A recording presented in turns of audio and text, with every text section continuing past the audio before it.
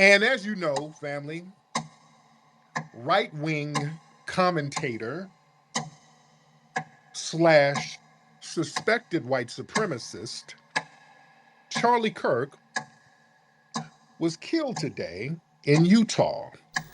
On September 10th, 2025, Charlie Kirk was assassinated at Utah Valley State University. And of course, there were a lot of people that mourned his death. Just go and look on Twitter, you will see it. Of course, there were some people who didn't feel sorry for Charlie Kirk at all. And one of those people was Tariq Nasheed. Now, Tariq Nasheed is very active on X, and so was Charlie Kirk. And sometimes they would tweet each other, or Tariq Nasheed would call Charlie Kirk out on some of the beliefs that he had, especially towards the black community. Charlie Kirk was extremely hostile towards Black America. So when Charlie Kirk was shot, he actually was having a discussion in Utah about black people. And if you've seen the video, you would understand the violence that happened once Charlie Kirk was shot. He was still holding the microphone as he was fighting for his life. And then Tariq Nasheed put up a viral post, and it says this: Charlie Kirk goes around to campuses talking about how violent black people are. His social media timeline goes on and on about how violent black people are. And in the middle of his speech discussing black gang violence, Charlie gets shot by a white man. Woo! Now, we most certainly believe that it was a white person. The person of interest is also white. So therefore, it was not a white man that shot Charlie Kirk, despite what Charlie Kirk was saying about the black community. And so many people did not like the commentary that Tariq Nasheed made. And not only did Tariq Nasheed make that particular statement, he posted something else on X, and it was this: rest in power, Charlie Kirk dapping up George Floyd. Damn. This in particular got a lot of white people upset in the comment section, and people were seriously threatening Tariq Nasheed's life. This person says, yes, take this MNFer down. He's out here on LA with his racist ass friends. Not too hard to find. Okay. And this is probably a person that was just one. Tariq Nasheed also followed up with more posts about Charlie Kirk. Charlie Kirk was a suspected white supremacist whose only claim to fame was deflecting from issues in the white community to scapegoat black people. Now, other white supremacists are carrying on that legacy by threatening HBCUs over Charlie Kirk being murked by a white man. Tariq Nasheed was not afraid in his commentary about Charlie Kirk. He kept on the offensive. I see people are trying to rewrite history as far as Charlie Kirk. He had no major legislative achievements, no intellectual contributions, and no grassroots credibility. Now, grassroots credibility, I would probably disagree with that, because anybody who is packing 3,000, 4,000 places or, whatever in his community, right? Maybe not in the same way Tariq does it, but grassroots, I think what he was doing is he's going on debates, that's offline presence, and then he's using that as a content wheelhouse coming on TikTok. Like, if you can put 3,000 people that in the place, that is grassroots credibility in my opinion. But his fame was manufactured by targeting black people as scapegoats. Now, this is what I will agree with. I agree with most of it, just not the grassroots part. He was a suspected white supremacist. That's it. Woo! Tariq Nasheed would not back down. He would continue on the offensive, talking about Charlie Kirk on his YouTube channel. It says Charlie Kirk goes around campuses talking about how violent black people are. His social media timeline goes on and on and on about how violent black people are. And he's out here in Utah, and in the middle of his speech discussing black gang violence, he gets shot by a white man. Oh, God. Oh, I've been all types of N-words today. I've been all types of N-words, jigaboos. I've been everything. Oh, the white supremacists are losing their mind. So there he's talking about the post and how he's been attacked by white supremacists on his X account. But then he goes on to talk about all of the horrendous things that Charlie Kirk was saying about blacks. Charlie Kirk, for years, has sat up here and justified the murder and the harming and the subjugation of black people nonstop, going all the way back to Tamir Rice. There's tweets from him from 2013 justifying Trayvon Martin, I'm sorry, caping for Zimmerman and justifying Trayvon Martin getting hemmed up by Zimmerman. Charlie Kirk, his anti-black racism goes way back. You understand? This man has said all types of vile stuff about black people. Jacob Blake, remember he got shot out there? He was justifying that. Every black person with a decent job is a DEI hire, according to him. He denigrated black women. What did he say about Ketanji Brown and all that, saying that she's the DEI hire, affirmative action, saying that black women, basically, they don't have the brain processing power to be taken seriously, so you got to steal a white person's slot. He says stuff like this. So this is why he's saying, look, this is why I'm going after the guy, because, hey, I'm not making fun of the fact that he died, but I'm not shedding any tears either. Literally, he said that almost like verbatim.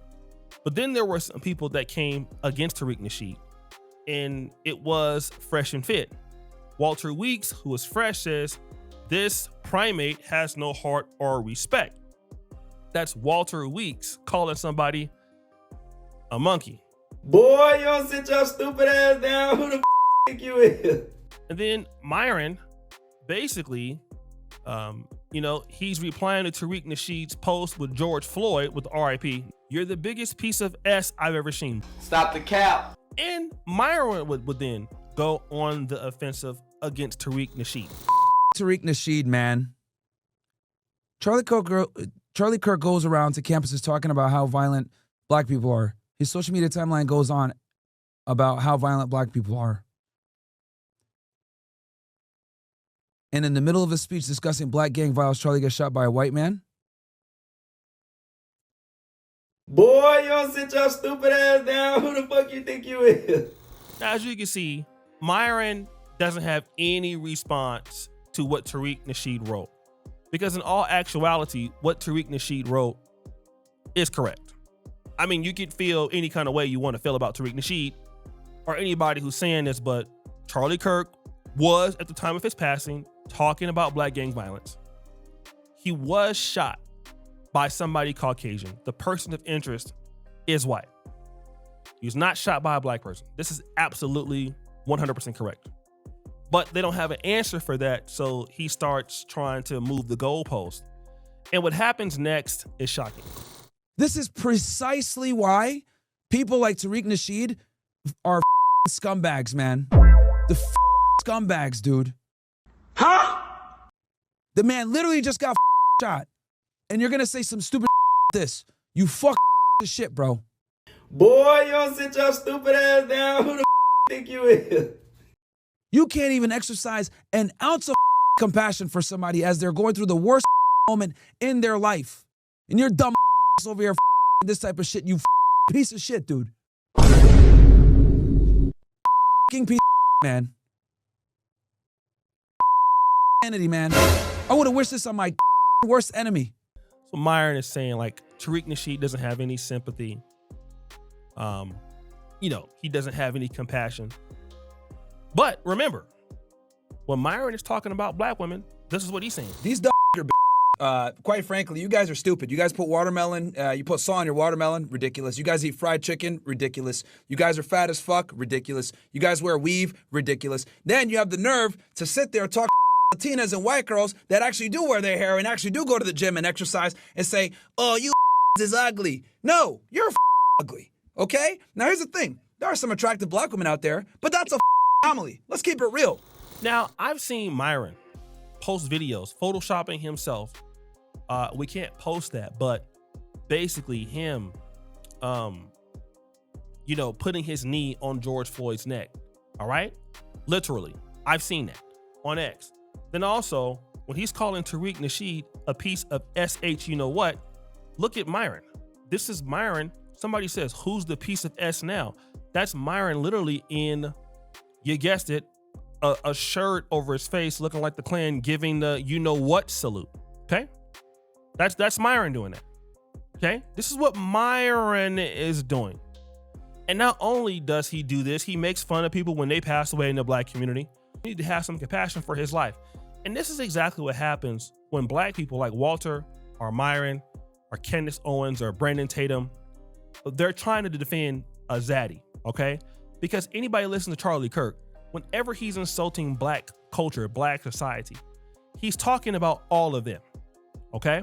But you want to be close to them so much, you want to be in Charlie Kirk's favor.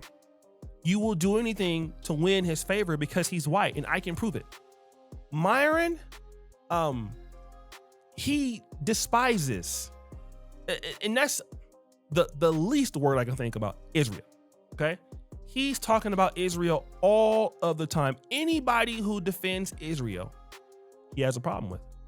But there's people that he won't talk about that support Israel. Number one, for the most part, Donald Trump. Won't touch Trump.